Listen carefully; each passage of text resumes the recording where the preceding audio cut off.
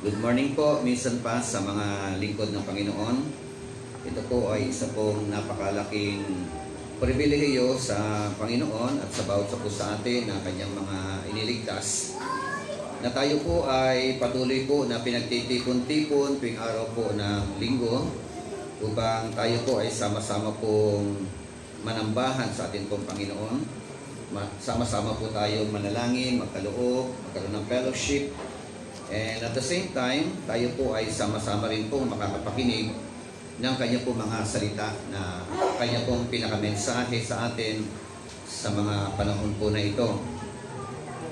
So pwede po tayong tumayon lahat bilang paggalang sa Ginoo sa kanya po mga salita na atin po pag-uusapan.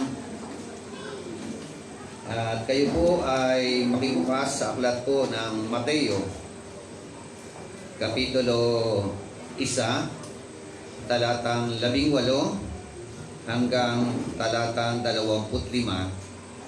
Ito po ang atin pong pag-uusapan. Sabi po sa Tagalog version,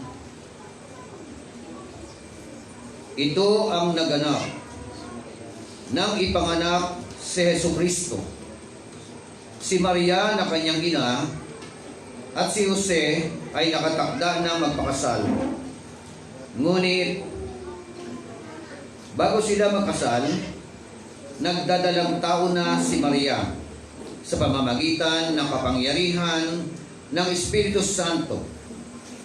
Subalit, dahil isang matuwid na tao si Jose na kanyang mapapangasawa at ayaw niyang malagay sa kahihiyan si Maria,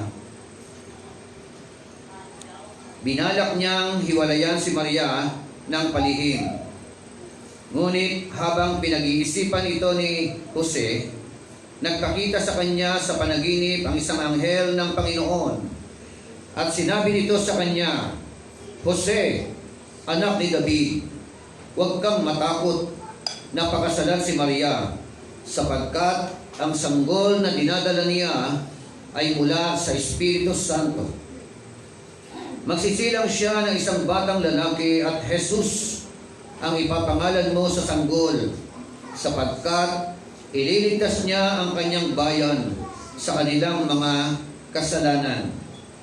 Nangyari nga ang lahat ng ito upang matupad ang sinabi ng Panginoon sa pamamagitan ng propeta. Maglilihi ang isang birhen at magsisilang ng isang sanggol na lalaki at tatawagin itong Emmanuel. Ang kahulugan nito'y kasama natin ang Diyos. Nang magising si Jose, sinunod niya ang utos ng anghel ng Panginoon at pinakasalan niya si Maria. Ngunit hindi niya sinipingan si Maria hanggang sa magsilang ito ang isang anak na lalaki, at Jesus nga ang ipinangalan ni Jose sa sanggol. Tayo pong lahat ay sandaling yumuko at manalangin. Purihin ka, Panginoon, sambahin ang iyong banal at dakilang pangalan. Salamat po ng maraming sa mga panahon po na ito na kung saan ang sangkatauhan ay nagdiriwang, nagse-celebrate ng iyong pong kapanganakan. Salamat, Panginoon, dahil napakahalaga ng event na ito. Napakahalaga ng panahon na ito. Napakahalaga ng pagdiriwang na ito, hindi lamang sa mga tao na hindi nakakilala sa iyo, higit sa lahat sa amin, Panginoon, na nakatagpo sa iyo. Sa amin, Panginoon, na nagtamo ng kaligtasan na nagmumula sa iyo. Salamat po, Diyos, at hayaan mo po, Panginoon, na habang binubulay-bulay po namin ang iyong mga salita, ikaw po ang siyang mangusap sa amin pong kalagitnaan. At gamitin mo lamang po ang iyong abang lingkod bilang daluyan ng iyong mga salita. Pagpalain mo po ang konteksto na ito, ang mga talata na ito. At hayaan mo po na habang binubulay-bulay po namin ito, Panginoon, ang iyong Santong Espiritu ang siyang gagalaw at kikilos sa amin pong kalagitnaan. Bless us all together. At inakit po namin ang tugon dahil ito po ay aming hinihiling sa pinakadakilang pangalan ng aming Panginoong Hesukristo. Ang lahat po ay magsabi ng Amen at Amen. At minsan pa po, ibigay po natin yung palakpak sa Panginoon. Hallelujah. Glory to God. Pwede na po kayong maupo at atin pong baybay-baybayin, himay-himayin ang kanya po mga salita.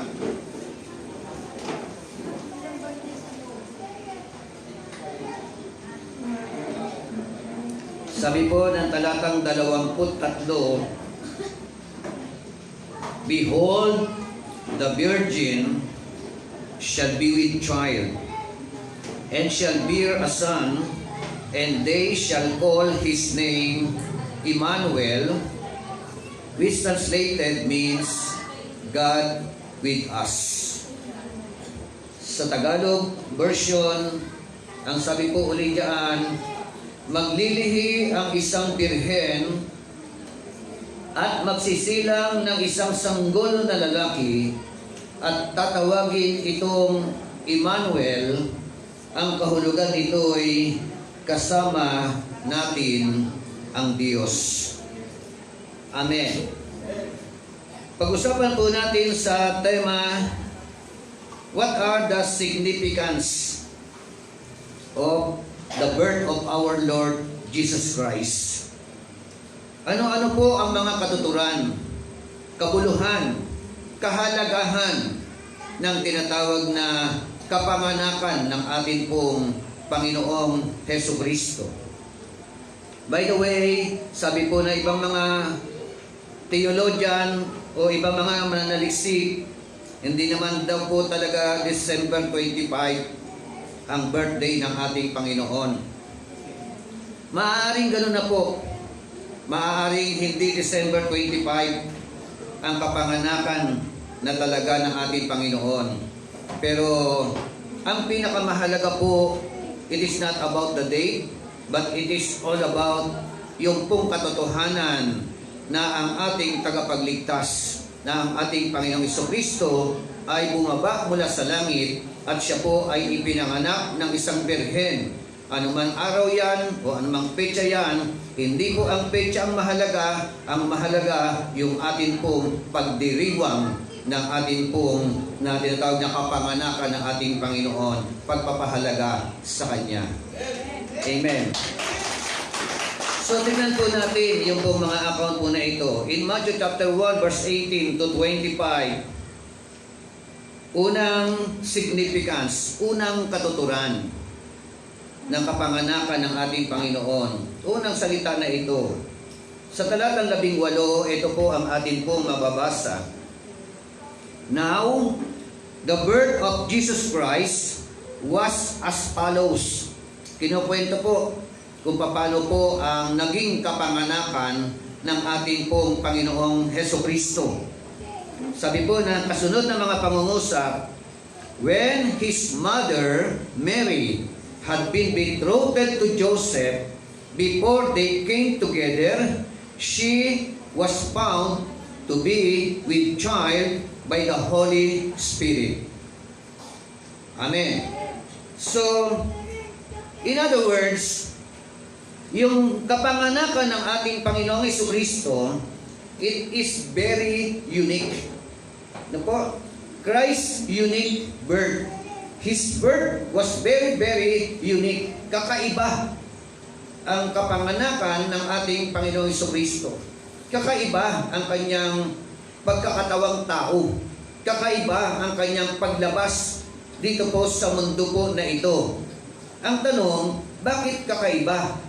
Na ang sabi nga dito ng talatang 18, when his mother Mary had been betrothed to Joseph, before they came together, she was found to be with child by the Holy Spirit.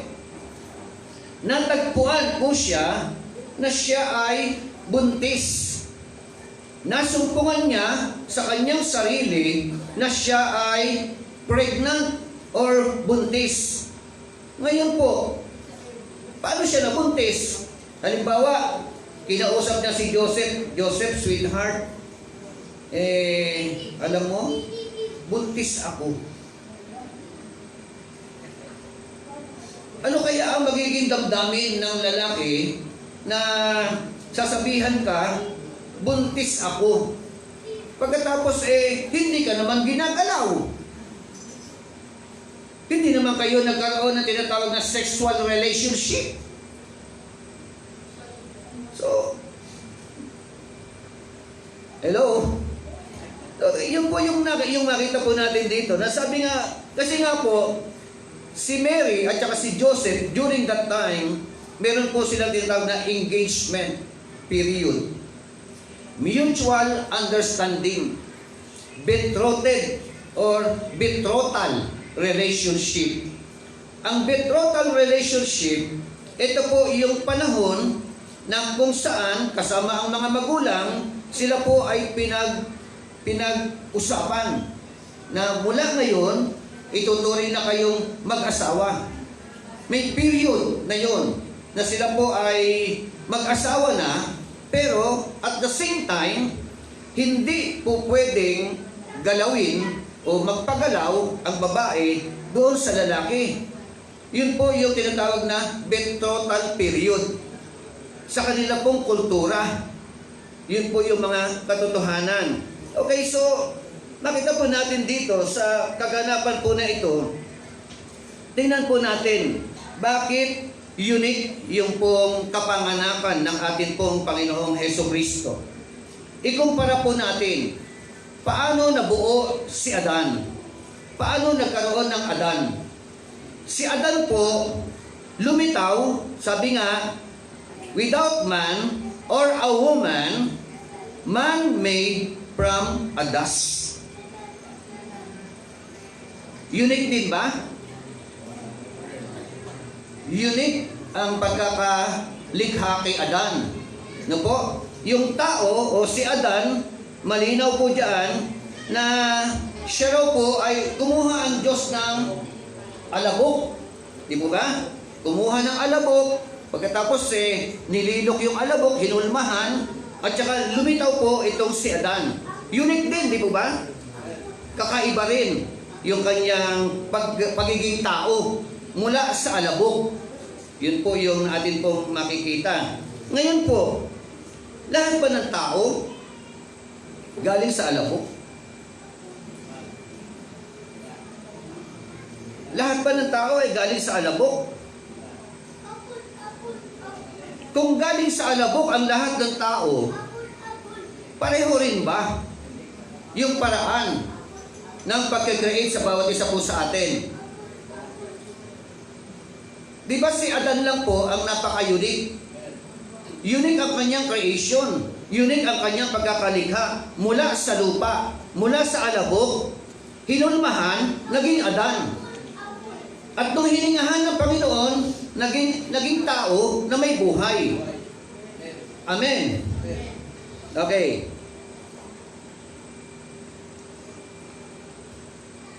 How about si Eva? Pareho po ba ang pagkakait kay Eva at kay Adan? Ganito po ang senaryo? Kumuha ng putik ang Diyos.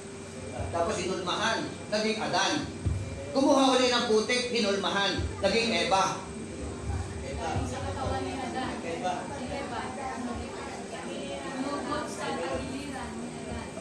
Buti na lang, mayroon pong kinukwento ang Bible, di po ba? So, paano na po na-create si Eva? Paano lumitaw ang Eva? Sino yung mga Eva rito? Si Eva, hinugot sa tadyang ni Adan. Amen? So, meron po ba mga mag-asawa na para bagang tinitignan mo yung asawa mo? Parang klaseng babae ito. Parang hindi yata hugot sa aking tadyang. Kasi tinatadyakan ako.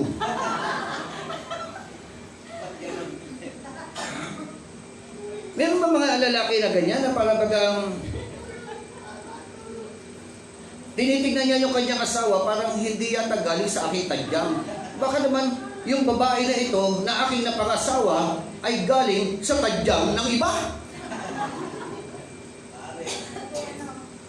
Possible? Okay. Pwede ba yon? Sino yung nag-iisip ng mga lalaking ganun? Inisip niyo ba yung asawa niyo na para bagang hindi hugot sa akin tadyang? O talagang sure na sure kayo? Mga kalalakihan, are you sure na yung napangasawa mo na yan ay talagang hugot sa iyong tadyang? Parang ayaw pumalakpak ng mga kalalakihan, parang nagdududa. Para kayo may mga pagdududa. Okay.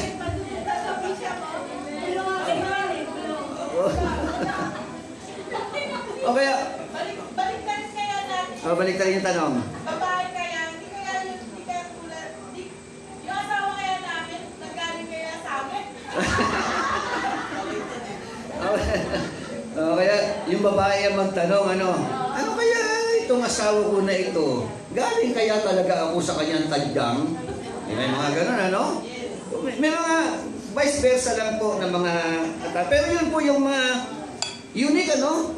Napaka-unique yung po mga pagkakalikha na ito. Sabi nga, si Eve with man, but no woman. Tama? May lalaki, pero walang babae. At lumabas si Eva. Hello? Okay, how about yung pangkaraniwang mga tao? Common person. Tayo. Paano po tayo lumitaw? Paano po tayo naging tao?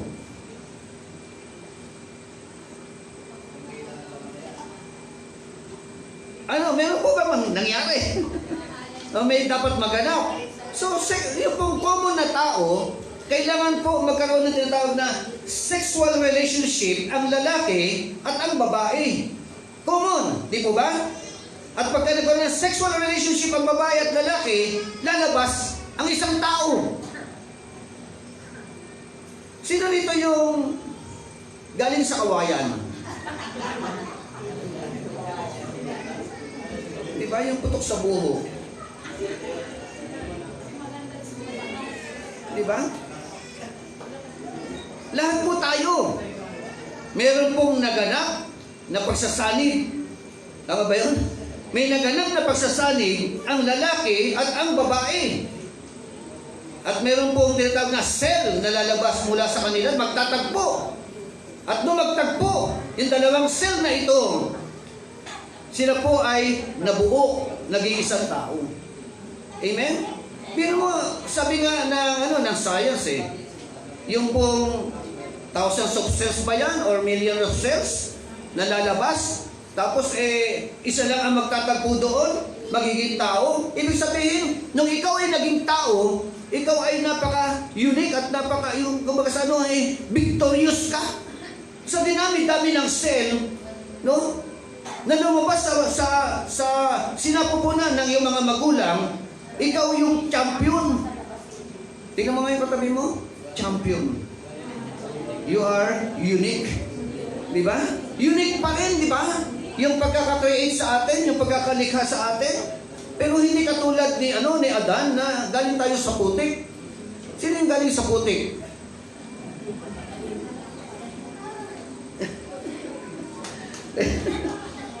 Payag pa kayo galing sa putik o galing sa alabok? Tingnan po yun natin mga pagkakasunod-sunod na ito. Ibig sabihin, ang humanity, ang sangkatauhan, kailangan ng lalaki, kailangan ng babae. So, all humans are born. We are all included.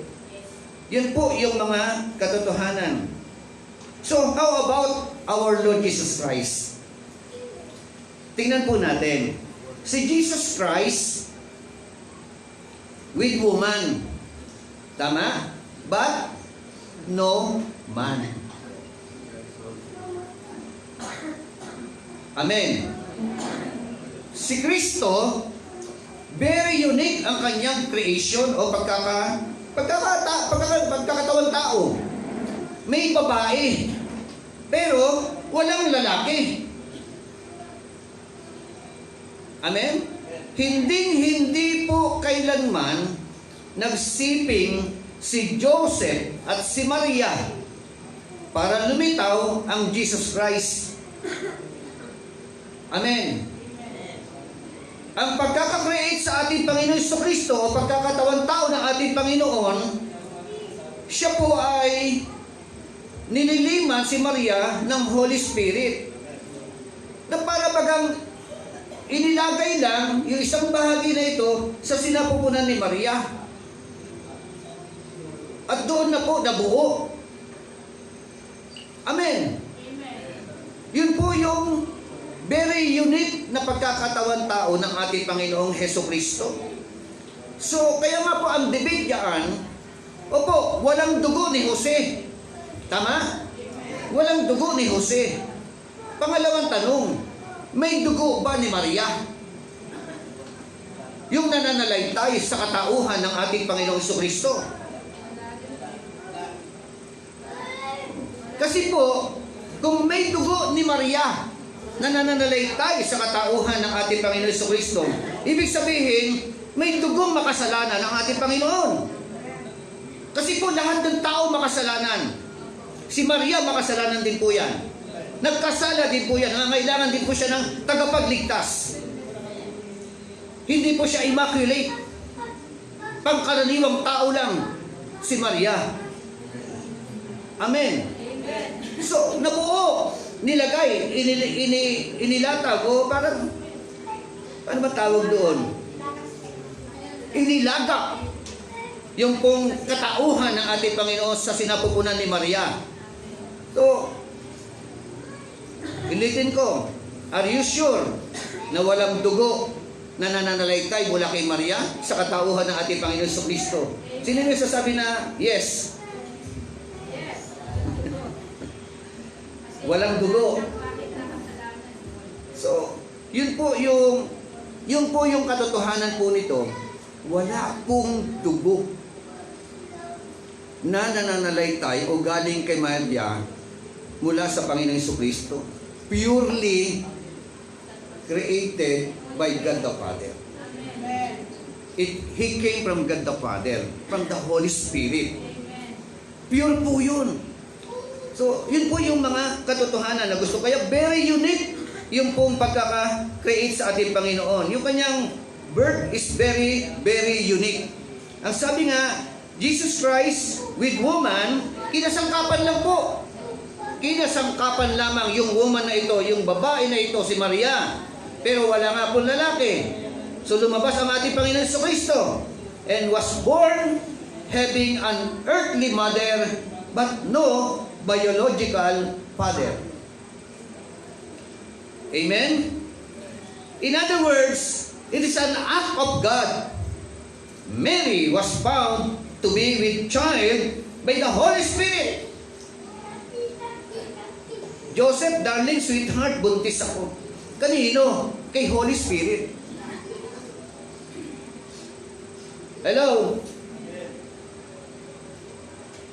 To compare sa mga kadalagahan ngayon. Are you with me? Nakuha ninyo? Bibihira na po yung virgin. Virginia na lang siguro ang pangalan.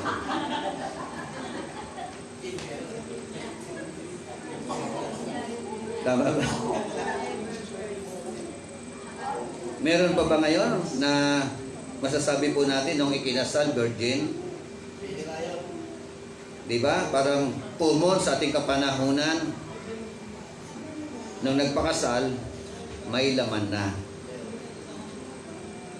Tama ba? Ano, bakit may laman na? Naniniguro ka ba? Tumbaog siya.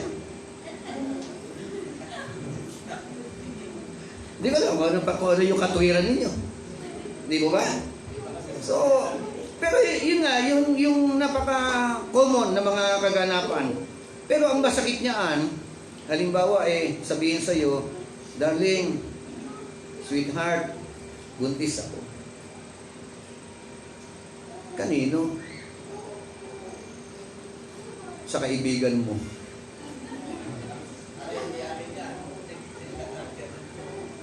Meron ba nangyayaring ganun? O sa kapitbahay natin?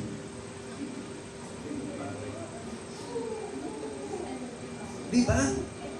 Napaka-homo. Pero ito nga, no, kasi sa kanila, ganyan katindi, ganyan kahalaga, yung pong paglagay doon, pagharap sa altar, yung virginity. Amen? Ganyan kahalaga, ganyan kasagrado. Ito po, yung account na ito, pwede pong, nung malaman ni Joseph, na yung kanyang asawa, na hindi niya naman ginagalaw, ay buntis, pwede po siyang manawagan sa taong bayan. Sasabihin niya, ay, I have found Mary to be with child. Buntis ang aking girlfriend. Pag sinabi niya, hindi ko naman ginagalaw. So, ano mangyayari? Ang mangyayari po doon, hahatakin po si Maria. Ilalagay doon sa entablado, sa plaza. At babatuhin po siya ng kanyang mga mga mahal sa buhay. Hello? Yun po ang una. Take note, ha? Ang unang babato, hindi yung mga tao, hindi yung mga marites. Hindi yung mga chismoso, chismosa dyan. Kung minsan nakakalungkot di ba? Marami mga chismis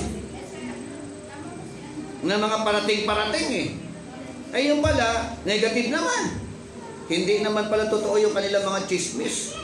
Kaya nga sabi ko nga kumisa, nakakalungkot Meron po mga lalaki, chismoso. Kaya nga chismoso, lalaki. Alam mo maging chismosa yung lalaki. Di ba? Merong mga lalaki, ano yun? Tawag, hindi pa pwedeng marites, di ba? Pag lalaki, ano tawag? Maritos. Okay, tuloy natin. Ito po, sabi nga, ayun nga magkakaroon na naman simbang gabi ngayon. May simbang gabi ba? Tuloy po ba? Yung simbang gabi? O simbang madaling araw na rin sila? Kasi po ang nangyayari, merong mga biktima po na simbang gabi, simbang tabi. Hello? Sa panahon ng simbang tabi, nagkakaroon ng tinatawag na galawan. Lalo yung mga kabataan. Akala mo talaga religious Akala mo talaga maka-Diyos Di ba? Aga-aga bumabangon, aga-agang gumigising, magsisimba kuno.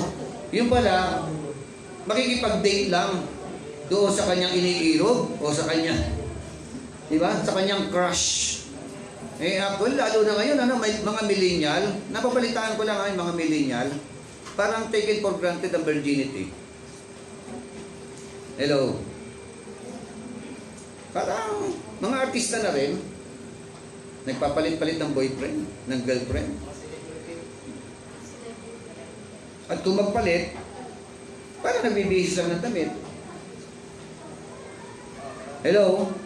Ang mga nakakalungkot ngayon, mga kabataan, mga kababaihan, sabi ko nga, nung araw, mahawakan mo lang ang kamay ng babae, nanginginig na, takot na.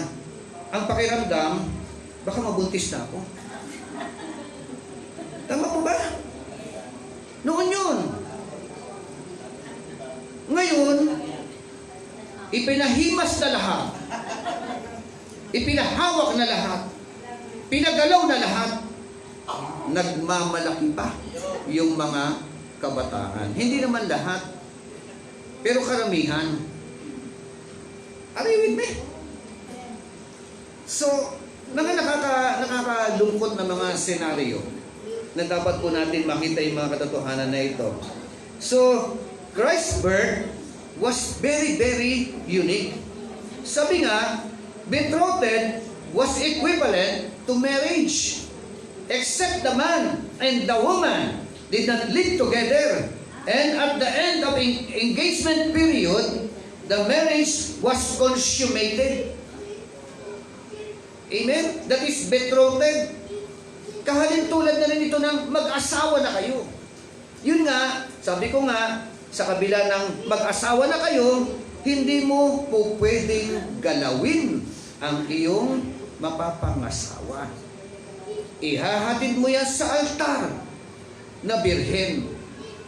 At hanggat maaari, pati ikaw na lalaki, birhen ka rin.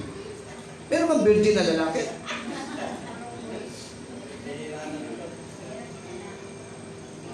Meron ba? Siyempre meron. Bila ko napatingin kay Pastor Joey. Nga, Pastor. Sino yung virgin na lalaki? Yung walang karanasan. Tama? Sino yung po yung mga lalaki rito, no? Ito, practical na usapan. Sino yung mga lalaki rito na ang naka-virgin bakla?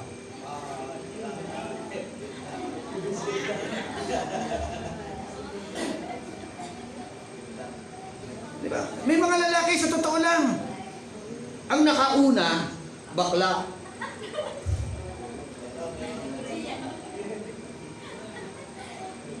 Ang nakakalungkot pa nito, na-enjoy niya yung naging relationship niya doon kay gay. Alam niyo po kapag ganun in-enjoy mo yung iyong sexual relationship sa lalaki, alam niyo po, ang suma total nito, bakla ka rin. Hello? Bakla ka rin. Kasi kung ikaw tunay na lalaki, mandidiri ka. Maaring ginawa mo lang iyon dahil gusto mong perahan. Tama po ba? Okay, balik tayo. So, Christ's birth was very significant. Very, very unique. Amen? Yun po yung mga kadahilanan. Okay, sabi nga, if a betrothed woman became pregnant, it was considered adultery. Amen? At yung kasalanan ng adultery, yun nga po, binabato yan hanggang sa mamatay. Amen. Okay. Tingnan po natin, gusto ko pong idagdag yung pong mga katotohanan na ito. Bakit kailangang magkatawang tao ang Panginoon? Bakit kailangang ipanganak ang ating Panginoong Jesucristo? Una, because man is a sinner and as such is under the death penalty.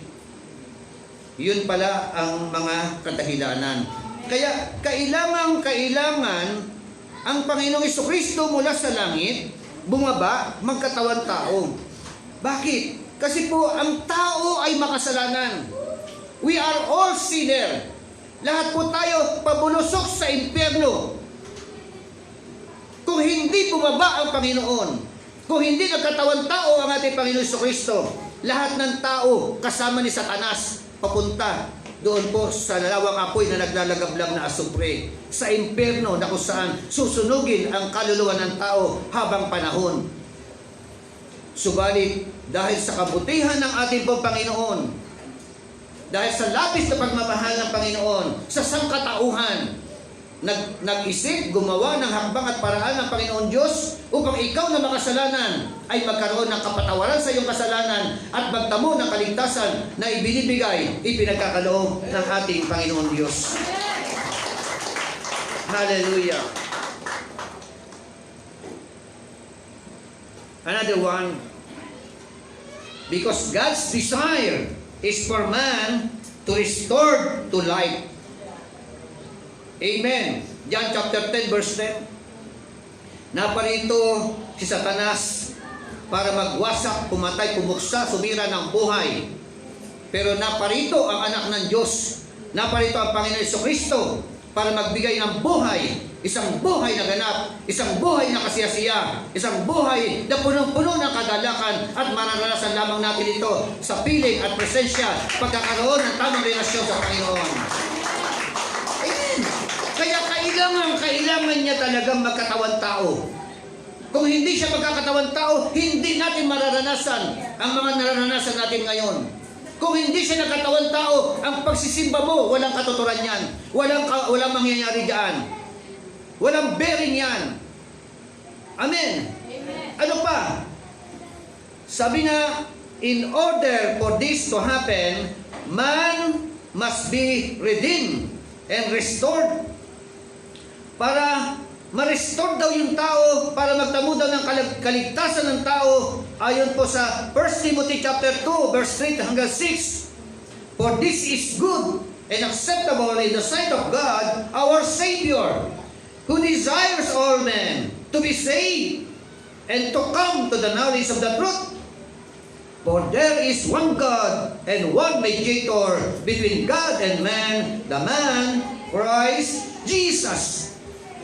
Yung kasunod daw, who gave himself as a ransom for all. Amen. Inialay niya ang kanyang sarili bilang ransom para sa lahat. Yun ang sabi ng Bible. Ano pa? Bakit kailangang ipanganak ang Panginoon? Bakit napaka-unique, napaka-significant ng kapanganakan ng ating Panginoon? Because no man of Adam's race can redeem men, because all are in the same sinful condition. Amen. Wala daw pong sino mang tao, no? All walks of life, mula noong unang panahon hanggang sa atin pong kapanahunan. Ang nakakalungkot meron pang nagpapanggap, no?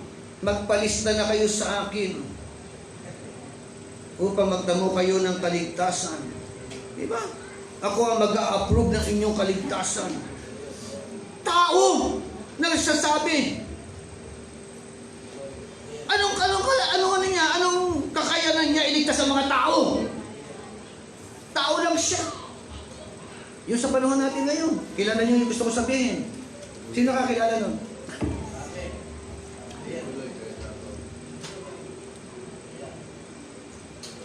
Kilala mo, Pastor Joey? Sino yun? Nagpapirma na ba? Kailangan mo na magpapirma para maligtas ka. Nagpanggap na anak ng Diyos. So, si Kristo lang po. Amen? Amen. Wala raw tao. Sino mang tao? Sino mang religious people na yan? Sino pang leader ng mga relihiyon na yan? Hindi nila kayang iligtas ang sangkatauhan sa kasalanan ng mga tao. Hindi po yung paraan ng pagsapi sa relihiyon nila. Hello? Amen. Hindi po yung pagpapamember sa kanilang relihiyon. Ang natatanging paraan ay walang iba, kundi ang kilalanin ang ginawa ng ating mapagmahal na Panginoon. Puro sa isang Kalbaryo. Glory to God.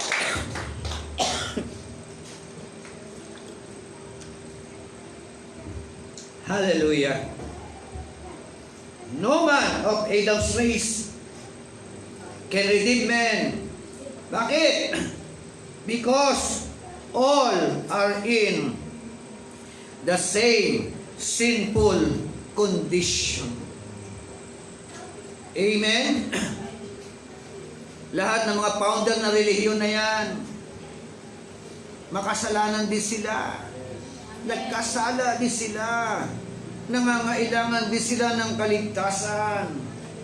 Si Maria, nagkasala din siya.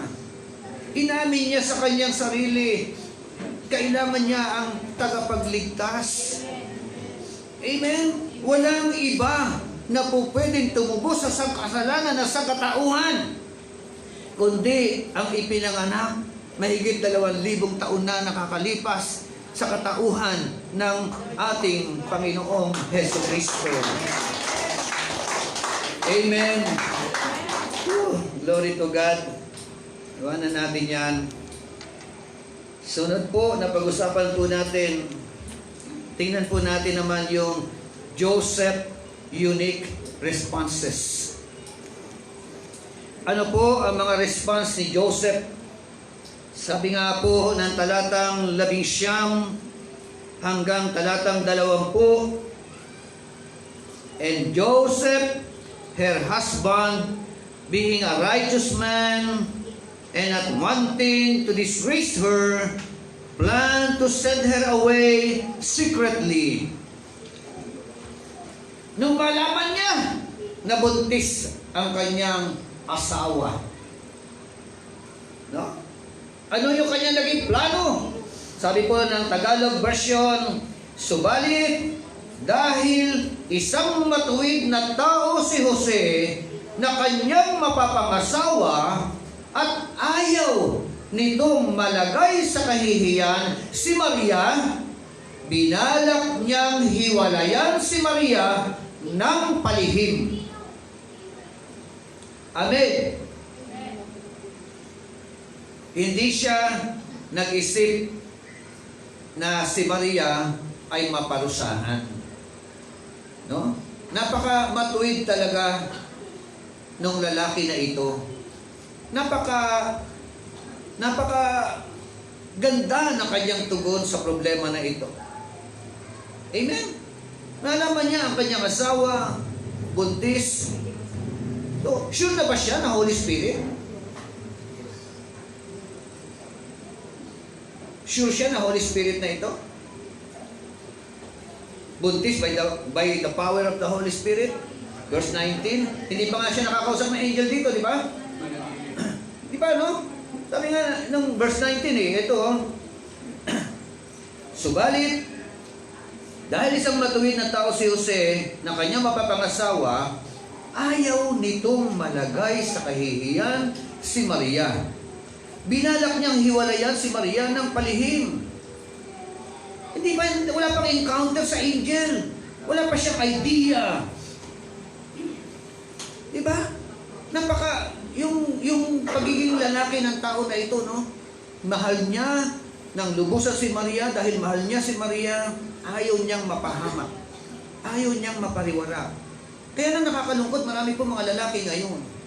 Sa halip na mahalin ang asawa, sila pa ang nananakit. Sila pa yung nabubugbog. Di ba? Sila pa yung mga gumagawa ng mga hindi maganda sa kanilang asawa. Kaya lang, minsan bumaliktad. Meron ngayong senaryo, yung babae ang nambubugbog sa lalaki. Meron ba? May battered husband? Meron ba? Oh, di ba? Wala po akong binasang dito. Basta, hindi ko na alam kung ano relationship ninyo sa inyong asawa. Di ba? Sino dito yung parabagang tiklop ang tuhod ng lalaki pag narinig ang boses ng tigre? Di ba? Minsan ganun, nag-uusap yung mga lalaki. Ako ang hari dito. Sa tahanan na ito. Di ba? Tapos dumating yung kanyang asawa. Shhh! Wait! Uwi na ako. Dumating na yung alas.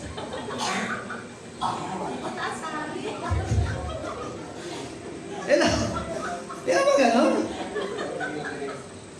Yung hari takot sa alas.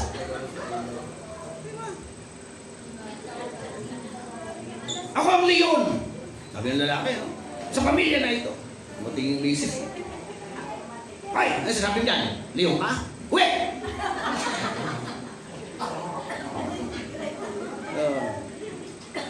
Iwanan ko na kayo mga brada. Bakit? Kasi dumating na yung nagpapaamo sa leon.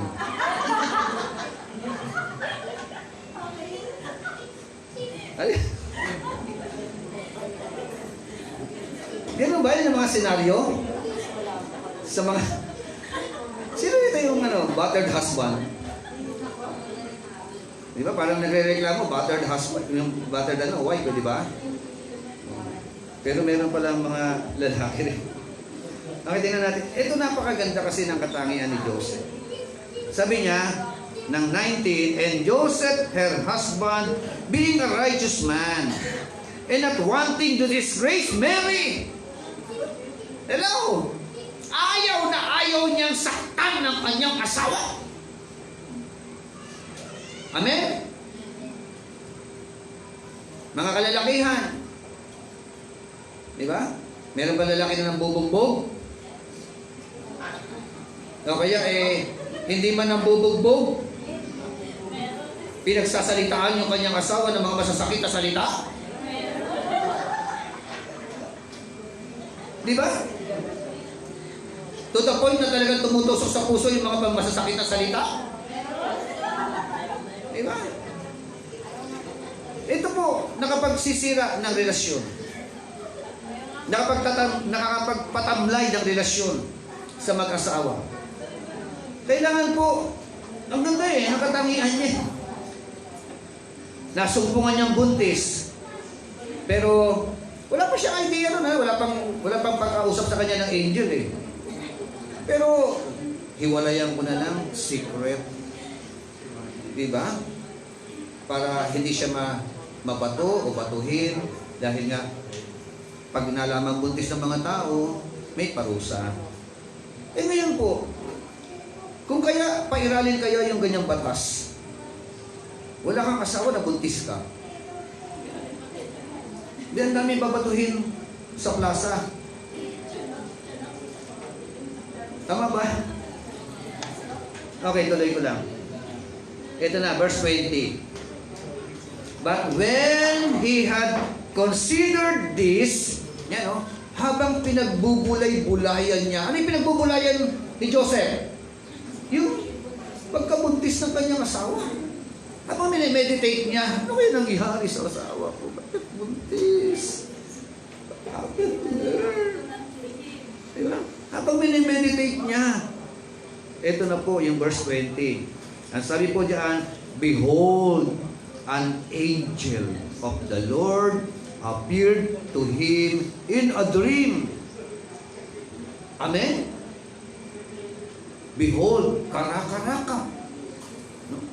Na naginip siya, nagpakita ang anghel ng Panginoon sa panaginip. Yeah. Ano po yung kaya sabi ng angel of the Lord? Joseph, son of David, do not be afraid to take Mary as your wife. Di ba plano niya hiwalayan no? Buti, merong angel of the Lord. Po ba? Sabi na, huwag kang matakot na siya ay iyong pakasalan. Amen? Tapos sabi po, ng sumunod na pangungusap, for the child who was conceived in her is of the Holy Spirit. Dito niya lang nalaman na yung pinagbubuntis ng kanyang asawa, ito ay dahil o sa pamamagitan ng banal na Espiritu Santo.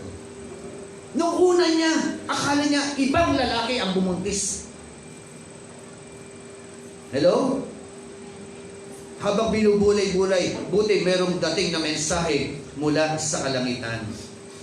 Amen? So, in other words, Joseph did not punish or divorce Mary when he discovered that she was with child, for the Lord had revealed to him the truth. Amen. Yan po yung kanyang naging desisyon. Amen. Kaya, nung marinig niya ang mensahe, mahalaga yung pananampalataya sa mensahe na yon. O pwede kang magduda sa mensahe na yon.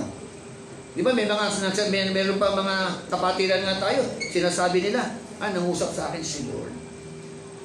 Di ba? Kinausap ako ng Panginoon. Pero yung iba doon na nagsasabi, kinausap sila ng Diyos, hallucination lang nila. Hello? Maraming mga ganun. Kaya kapag ako, meron sinasabi, Pastor, sabi sa akin ni Lord, ganito Nasabi ko naman sa kanya, ikaw siguraduhin mo na si Lord ang nangusap sa iyo. Baka naman ibang Lord yan. Di ba? Baka masisatanas yan. Di ba? Minsan nga, meron tayong mga ganyan na, halimbawa, anong ka na? Sino rito yung lagpas ng 30? Na wala pa asawa? O, 35, lalo na 40, wala pang asawa. Tapos natulog, na naginip.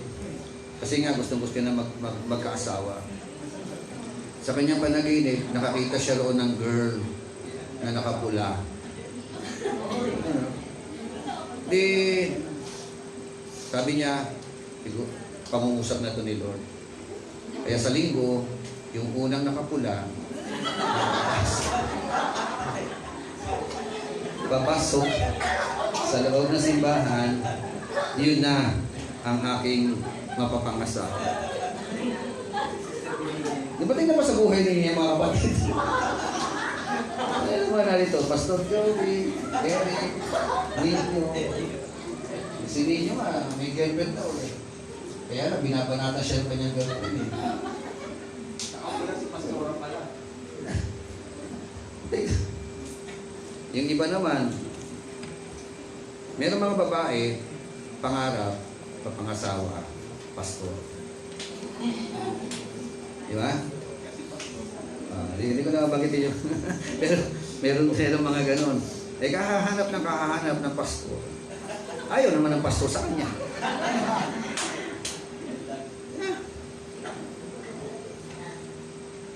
Glory to God. Pero ito po yung lesson na nakita natin kay Joseph. Napaka-unique yung kanyang response to compare with the Joseph today. Di ba? Kung malaman mo, buntis ang iyong girlfriend, ano ang iyong magiging reaction? Take note ha? Buntis, pero hindi mo naman ginagalaw. Hello? Siguro, biglang tumaas ang presyon ng dugo. Diba? Baka pag naalaman mong ganun, maghahanap ka ng 45 kalibre jungle polo. Eh, hindi mo ginagalaw eh, nabuntis eh. Diba? Okay, paano natin si Joseph? Okay na yun. yung unique naman na propesya ni Isaiah. Actually, nasa Isaiah chapter 7 yan eh. Sabi nga, verse 21 hanggang 23, ito po ang atin pong mga mababasa. She will bear a son, and you shall call his name Jesus, for he will save his people from their sins.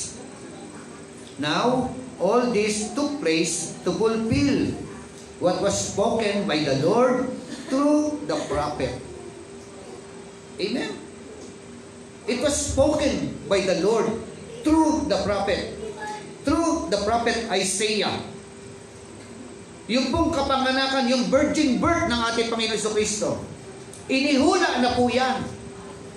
700 taon ang nakalipas.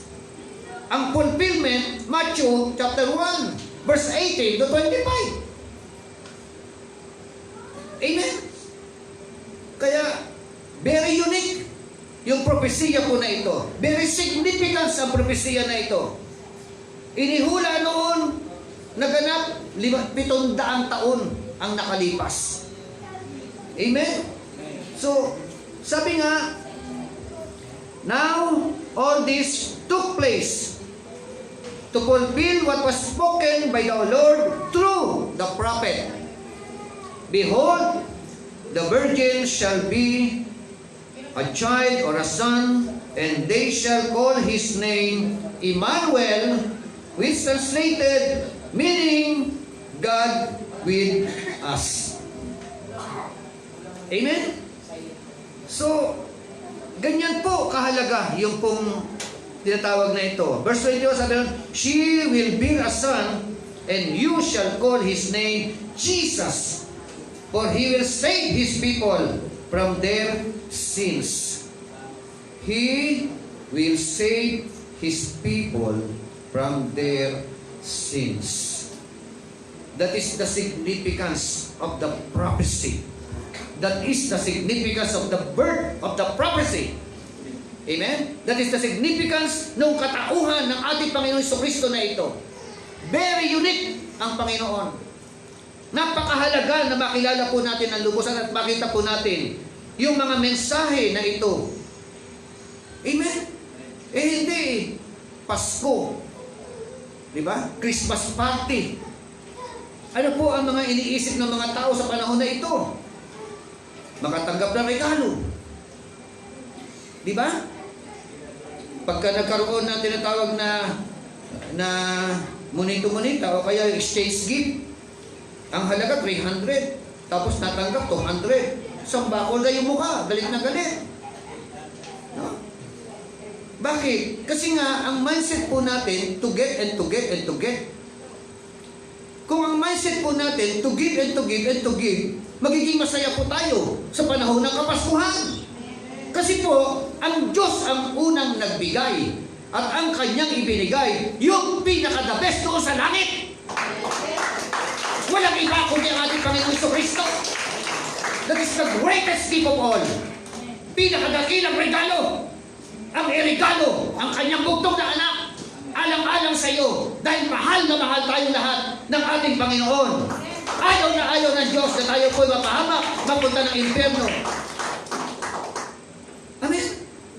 Nakatanggap ka na pala ng regalo. Greatest gift of all. Sa katauhan ng ating Panginoon Jesucristo. Bakit nakasambakol pa ang mukha mo? Bakit malungkot ka pa rin? Hello? Sino po rito nakatanggap ng regalo tapos malungkot? Meron ba gano'n? Di ba kapag ka nakatanggap ka ng regalo, ang saya-saya mo, yay! Nabunot ako! First prize! O, di ba? Eh, hindi nga first prize ang binigay sa atin ni Lord eh. Great prize. Di ba? Great salvation. Amen? Great life. Lahat ng great na